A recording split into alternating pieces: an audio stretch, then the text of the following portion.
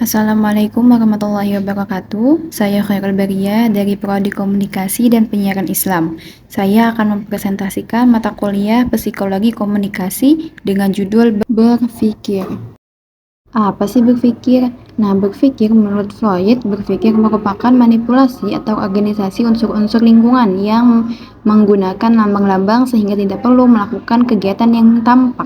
Menurut Paul dan Mark, istilah berpikir merujuk pada berbagai jenis aktivitas yang melibatkan manipulasi konsep dan representasi simbol, objek, dan peristiwa. Adapun Anita Taylor mendefinisikan berpikir lebih singkat, yaitu sebagai sebuah proses penarikan kesimpulan. Selanjutnya, macam-macam berpikir itu ada 4. Yang pertama, berpikir deduktif, yaitu berpikir dari mulai hal-hal yang umum lalu ditarik kesimpulan secara khusus. Kesimpulan dalam berpikir ini bersifat pasti, benar maupun salahnya itu sudah pasti. Yang kedua yaitu berpikir induktif, yaitu berpikir mulai dari hal-hal yang khusus lalu ditarik kesimpulannya secara umum. Nah, ini itu kebalikan dari berpikir deduktif. Nah, berpikir induktif ini dia bersifat tidak pasti benarnya, dia hanya memiliki kemungkinan saja. Yang ketiga yaitu berpikir evaluatif, berpikir kritis yang menilai baik buruknya, tepat atau tidaknya sebuah gagasan, baik orang, benda, ataupun peristiwa. Berpikir analogis, yaitu berpikir dengan cara melihat kesamaannya. Nah, berpikir analogis ini merupakan proses perbandingan antara dua hal yang berbeda untuk menemukan kesamaan dan persamaannya. Berpikir memiliki beberapa fungsi. Yang pertama, untuk mengambil sebuah keputusan. Di dalam kehidupan, kita pasti pernah berada di situasi di mana kita harus mengambil sebuah keputusan. Tanda-tanda umum menetapkan keputusan. Pertama, keputusan merupakan hasil berpikir, hasil usaha intelektual. Kedua, keputusan selalu melibatkan pilihan dari berbagai alternatif.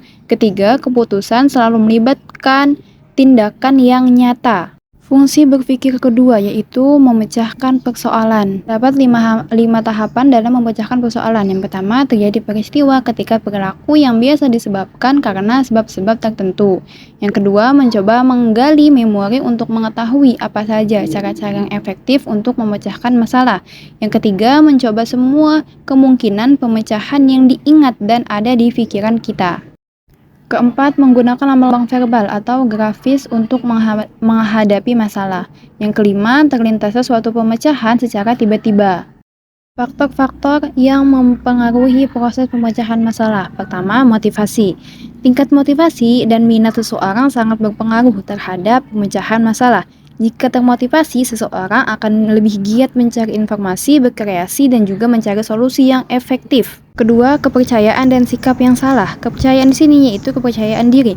Kepercayaan diri yang tinggi terhadap pemecahan masalah bisa memudahkan kita untuk mengambil langkah yang tepat. Sebaliknya, jika kita tidak percaya diri, maka itu bisa menghambat pemecahan masalah. Ketiga, kebiasaan, yaitu kecenderungan terhadap suatu pola pikir tertentu dan hanya melihat masalah dari satu sisi saja. Hal ini dapat menghambat pemecahan masalah.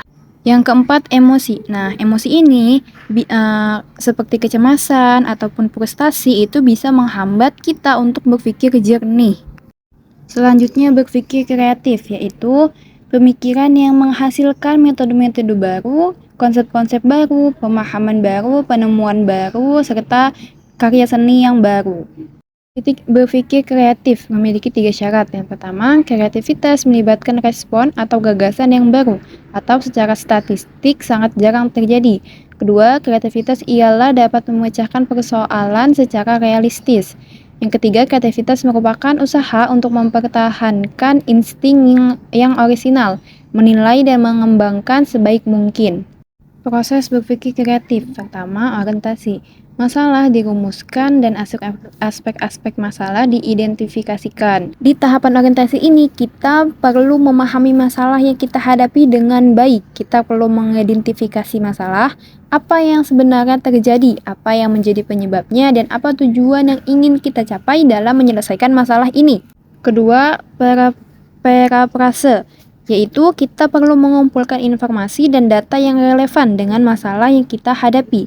Informasi dengan Data yang relevan ini bisa kita peroleh dari berbagai sumber seperti buku, artikel, penelitian, maupun orang-orang yang memiliki pengetahuan dan pengalaman terkait masalah tersebut. Inkubasi. Nah, di tahapan ini kita perlu berhenti sejenak dari upaya-upaya untuk memecahkan masalah. Kita perlu membiarkan pikiran kita rileks dulu dan tidak fokus pada masalah tersebut. Dengan begitu, maka kita bisa lebih mudah mendapatkan solusi atas masalah yang kita hadapi. Tahap keempat, iluminasi, yaitu di mana kita tiba-tiba mendapatkan sebuah ide yang terlintas begitu saja. Tahap terakhir, verifikasi, yaitu tahapan yang kita harus menguji ide dan gagasan yang kita dapat pada tahap keempat tadi untuk memastikan bahwa ide dan gagasan itu bisa memecahkan masalah yang sedang kita hadapi. Faktor yang mempengaruhi berpikir kreatif. Pertama, kemampuan kognitif, yaitu kemampuan mental yang dipengaruhi untuk proses informasi, memahami dunia sekitar, dan membuat keputusan. Kemampuan ini melibatkan presentasi, pemahaman pemikiran, dan juga pembelajaran. Yang kedua yaitu sikap yang terbuka. Nah, dengan sikap yang terbuka ini kita bisa lebih mudah untuk menghasilkan ide-ide yang baru dan inovatif. 3 yaitu sikap yang bebas, otonom, dan percaya diri. Bebas ini memungkinkan kita berpikir di luar nalar dan untuk mencoba ide-ide yang baru dan tidak biasa. Sikap ini juga membuat kita melihat masalah dari perspektif yang berbeda. Adapun sikap otonom yaitu sikap yang memungkinkan kita untuk mengambil keputusan sendiri dan bertanggung jawab atas tindakan yang kita ambil. Yang terakhir ada sikap percaya diri, yaitu sikap harus percaya dengan kemampuan yang kita miliki untuk menghasilkan ide-ide kreatif.